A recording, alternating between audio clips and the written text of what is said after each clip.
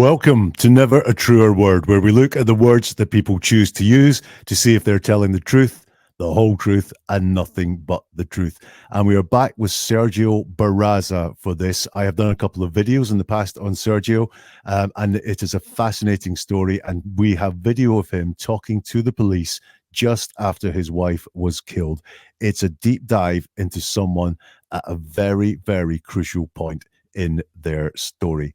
If you don't know the story, Sergio's wife, Elizabeth, or Liz, was shot on her driveway a few years ago. Since then, no one's been arrested, no one's been charged. I don't think the police even have any suspects in the murder. It's a complete mystery. That hasn't stopped some people, though, from saying Sergio must be guilty. I think mainly for a couple of reasons. Number one, hey, it's always the husband, isn't it? And number two is that Sergio's been very vocal in the past. He's given a lot of interviews, done a lot of police press conferences and so on, trying to get information. And some people say, oh, that doesn't sound right, which is why someone suggested to me I look into some of the things that Sergio has said. I'll leave a link in the description so you can watch the videos that I've done in the past about Sergio. My conclusions at the time have been that I don't think he had anything to do with his wife's murder. He gives no impression to me that he has any guilty knowledge of what happened. But I do think he does have an inkling, an idea of why it happened, that he's hiding. And also, I think he's got a suspect in mind, someone specific in his mind that he thinks may have shot his wife. But again, he's not saying out loud that at all. And I think he might think it's a woman. We'll come to why I think that, because it's repeated again in this video. I think he may think that the person who killed his wife was a woman. What I love about the comments that I get on the content like this is suggestions. So this all came from a suggestion of someone to look at this story. And in one of these videos, someone told me there is a new video of him, Sergio, out in the cop car right after the crime. I think he knows a lot more, in my opinion. I have found that video. I'm going to have a look at it with you. We'll analyze the words, and we will see if there is any more to learn from Sergio in this. These videos are not just about going guilty or not guilty. That's part of it. But also I'd like people who watch these or listen to these to come away thinking that they've got some skills. They've learned something about how to understand the words that people are saying and their word choices and statements, to learn a bit more about what it is that they're saying. So in this one, as we're watching what Sergio says, pay attention to when he says more than is needed. People do this quite a lot. I think Sergio's in shock here. His wife has just been shot. And he will say things that he hasn't actually been asked to say, or give information that isn't really necessary. Yes, it's in shock, but that the words he uses have come from somewhere. They have come from inside him. So why is that inside him? And why is that the things that come out of him? And also pay attention as we go to the pronouns that Sergio uses, and you'll find out we can learn a lot about how someone views the words by the pronouns they use. A video like this takes hours to put together. The like button takes 0.3 of a second to press. So if you have a like button in front of you, if you press that, I'd be really, really grateful, because it means that it spreads the word and lets more people find out what is going on, and enables more people to up their skills in learning what people are saying as well. Comments are always appreciated, whether it's on this platform or whether you get in touch with me on social media. If I get enough comments on this video, then maybe we'll do a follow-up video dealing with your comments, your questions, your observations, or any suggestions that you've got. And if you don't want to miss anything, then hit the subscribe button and you'll get notified, or new content will automatically be delivered to you. So let's have a look at what Sergio says in the police car. The audio is not great. It's obviously, just the microphones that are in the cars, or body cam microphones or whatever. So some of it is a little bit unclear. I've only used video where I'm certain of what Sergio is saying, so that I can be fair to him. But it is still very unclear. But don't worry, after each section, I'll run through what it is Sergio says. So here's video number one. I saw in the video the guy responded pretty quickly. Did somebody call in for like the shots, or was he just around? They said, what did the vehicle look like? It looked like on there it looked like a black truck, but I don't know if that was just driving by or something. And I'm guessing the person got away or whatever, right?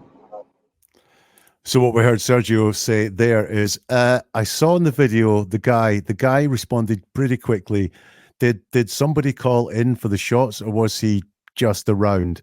I think it was around. He said it looked like on there. It looked like a black truck, but I don't know if it was just driving by or something. I'm guessing the person got away or whatever, right?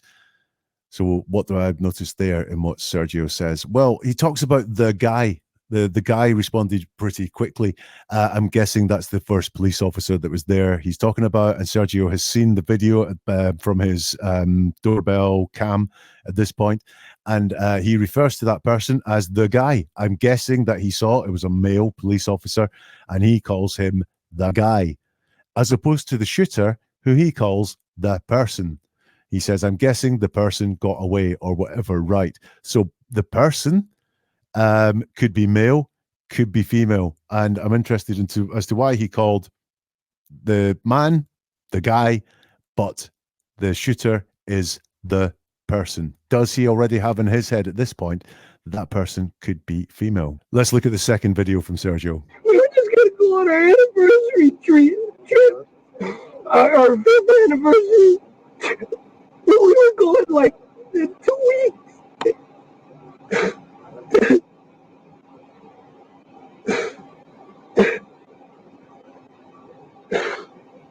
Oh fuck, dude.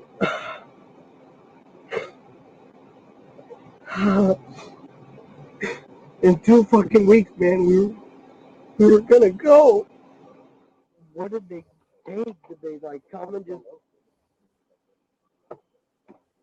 So they just fucking shot her and left. So we hear a distressed Sergio there say, we were just going on our anniversary treat. I think he corrects himself there and says trip. Our fifth anniversary. We were going to go in like 2 weeks. Oh, F, dude. In 2 effing weeks, man, we were going to go. Did they what did they take? Did they just come and so they just effing shot her and left? Hard to listen to, but what can we get from the words that Sergio uses? This is all about pronouns. Look at the pronouns he uses to describe him and Liz, his wife's relationship. We were just going to go. So our anniversary treat, our fifth anniversary. We were going to go. We were going to go. So when he's talking about himself and Liz, he uses joint united pronouns, we and our. That suggests their relationship was fine. He saw unity with Liz. Him and Liz were together. They shared the same pronouns, we and our. So I don't think there was any problem in that relationship, any split or any distance between them, because he could use any pronouns he chooses. He could have said, I was taking her away for our anniversary treat, or she was taking me away for our anniversary treat, or she and I were going to go away. No, he's used we and our all the time. So I think their relationship was absolutely fine. Just as a point of order, look how he refers to this. It's in the past tense. We were just going to go. We were going to go. We were going to go. So he's accepted the fact that they were going to go, but now he's moved it into the past tense. I think he realizes that no longer are they going to go away, which is fair enough. It's just a point about how he has accepted what has happened. And then look at how he refers to the person that shot Liz. Did they what did they take? Did they just come and so they just effing shot her and left? He refers to the shooter as they. Distant pronoun. It's far away, isn't it? It's someone you don't know that well, and that's fine. And you are going to feel distance from the person that's just shot your wife. So that's absolutely fine. But also note it's gender neutral. It's not saying the guy, it's not saying her. He's leaving it open. It could be both. They. This is why I believe he thinks it might be a woman, because he doesn't go to man. And listen, if you listen to the full video, and there'll be a link to it in the description, you hear the police talking about the guy that did the shooting. Why? Because I guess the police, most shootings they ever go to involve a guy being the perpetrator. But Sergio hasn't gone there. He's calling the person they every single time. Let's have a look at the next video from the police car. No, sir. We're fucking good people, man. We don't do anything. It's just fucking assholes. They came to steal $100 in fucking cash. So I think there Sergio's been asked, do you have any idea why this has happened or who's done this? And Sergio says, no, sir, not. We're effing good people, man. We don't do anything. Some effing animal that came to steal $100 in effing cash. So he starts by saying no, an honest answer, I would think, but we don't actually know what the question is. But he does say no, and then he talks about how good or bad they are. We're good people, man, which is kind of suggests that he believes the reason for this would be if they're bad people. You know, like nothing bad can happen to us because we're good people. That doesn't hold there. Good people can know bad people, can know angry people, can know vengeful people. But he's saying we're good people. I'm interested in why that's how he describes them. Although he does seem to think at this point that stealing the cash is a motive for what happened. More now from the police car. Dude, like, I told her, I was like, hey, Liz, you should have my mom here or something, your mom here to come and help you. And she's like, no, I'll be all right. I'll be okay. You don't worry about it? Well, of course, like, she's by herself and everything. We're always very cautious about things. That's why I had her leave the alarm on. If there was an issue, she would open the door and boom, the alarm would go off. We were very, like, we always like to watch out for one another. So that's why it made me super nervous that she was here by herself. I left with her. I left the you could see on the camera. I leave it. Now, first of all, don't adjust the device that you're listening to this on. The audio does change halfway through that and becomes a lot clearer. But the starting point there is I told her, I was like, hey, Liz, you should have our mom or maybe my mom, but he corrects it to your mom here to come and help you. She was like, I'll be all right. I'll be okay. Now, you got the context there. This was about safety. This wasn't about doing things on your own. This was about safety, having someone there to protect you. But actually, he says that he thought that Lizzie's mom should be there, not for safety, but to help her. So there's a bit of a disconnect going on there between Sergio saying, yeah, I was, worried about her being on her own, but actually I wanted her mom to help her, not to keep her safe or to make sure there were two people there. We finally hear one of the questions from the police officers, which was, were you worried about her? And Sergio's answer is, of course, like she's by herself and everything. We're only very cautious about things. That's why I had her leave the alarm on. If there was an issue, she would open the door and boom, the alarm would go off. We were all, we were, we all were very like, so we always like to watch out for each other. So that's why I was maybe super nervous that she was here by herself. But when I left with her, I left with you can see it on the camera, I leave. Quite a lot in that and quite a lot in this that interests me. He's asked, were you worried about her? He should answer yes or no. And instead he says, of course.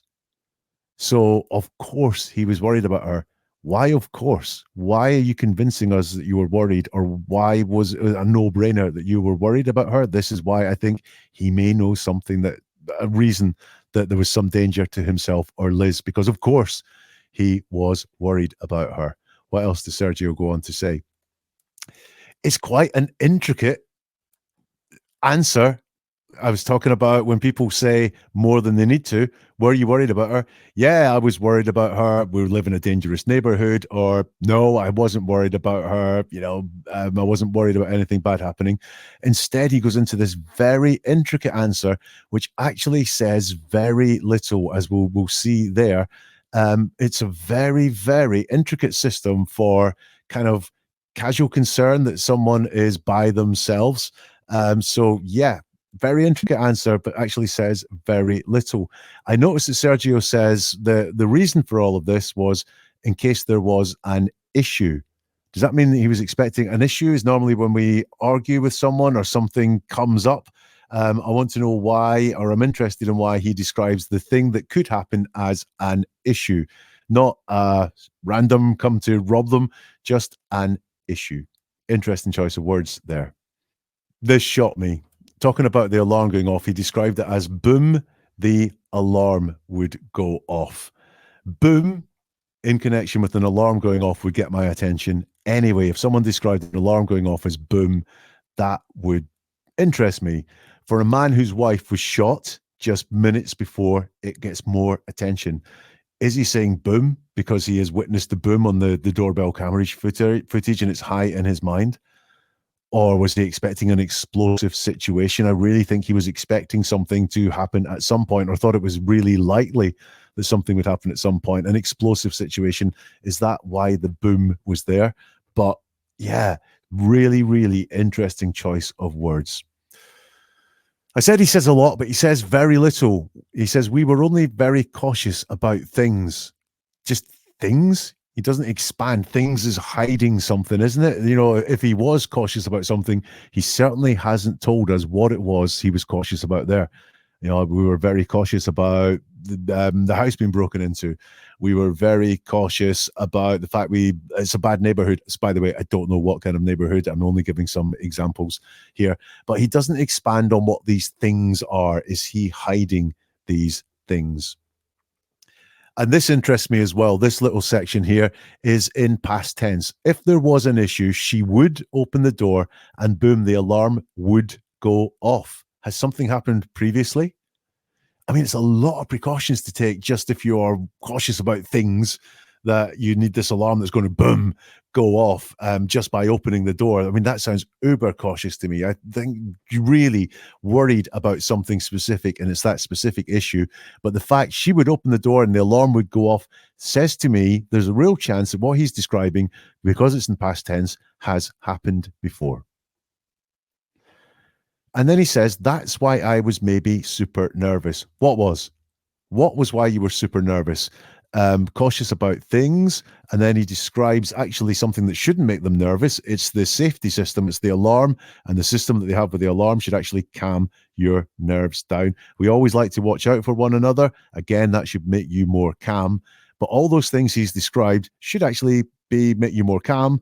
But he says, that's why I was super nervous. I don't understand from those words why he was super nervous. He thinks he's explaining why he was super nervous, but he's not, unless what he's describing there about the alarm would, the would open the door, the alarm would go off, has actually happened. And then he's not very fluid on what he did when he left. I found that interesting. When I left with her, I left with you can see it on the camera, I leave and he doesn't actually seem to be able to talk very fluidly about what happened when he left. In fact, I have absolutely no idea when he left. Did he leave with her? I think they might have left about the same time to go different places. Or did he leave on his own? I mean, basically, he's just saying, see it on the camera. We have one last excerpt from Sergio in the police car. Maybe she comes outside again. She was outside setting up the garage, dude, and like, it looked like on the video, within 10 minutes of me leaving, this fucking person or whoever the fuck it was shows up. So here Sergio says, she was outside setting up the garage. It looked like on the video within 10 minutes of me leaving, this thing person or whoever that if it was shows up. Again, gender neutral. It's a person or whoever it was. But he talks about the person or whoever it was. Well, it was the person. This makes me think, did he have someone in mind? So it's this person I have in mind, or it might have been someone else. That's what I could get from that. This person or whoever it was shows up. So this person I have in mind, or perhaps someone else shows up. And that's Sergio. What do I think happens? Look, I don't think what happened to him, his wife being shot, was a complete shock to him. Maybe the shooting or the severity of what happened was a shock to him, but the fact something happened at their house, I don't think was a surprise to him. I think he was worried that something was going to happen. In fact, something may have already happened that made him think that more was going to happen. I think from what I've seen, he has a suspect in mind and he feels he knows why that person would do this. He's hiding that fact. He's hiding these thoughts in his head, though. He's glossing over why he was worried and he's not saying out loud, I think I know who this was. And I think also the person he has in mind, because he's gender neutral all the time when he talks about this person, I think the person in mind or he has in mind could be a woman. Remember, saying a lot more than is needed can reveal a lot. Sergio's talk about the alarm and so on, I think, revealed a lot. It felt like babbling. It was hard for me to read out at times because it was not congruent at all. But it revealed that part of it revealed quite a lot about what was going on in Sergio's mind, and also pronouns show relationships. For example, Sergio and Liz, we and our. I believe there was real unity there. What do you think? Drop me a comment either here on this platform or in social media. And like I say, if there are enough, we'll do a follow-up to deal with your comments, to do with any questions or observations that you have on what Sergio had to say in the police car. If the like button is in front of you, press it and I'll be really grateful to you, but you'll be doing a lot to help me as well and getting these videos spread. And if you press the subscribe button, then it means you'll never miss another bit of content from Never a Truer Word. If you want more, go to neveratruerword.com and you can see podcasts, social medias, sign up for the newsletter. Even if you want to do a bigger, deeper dive, there are books available for you to learn how to decode what it is that someone is saying. And we'll see you soon for more from Never a Truer Word.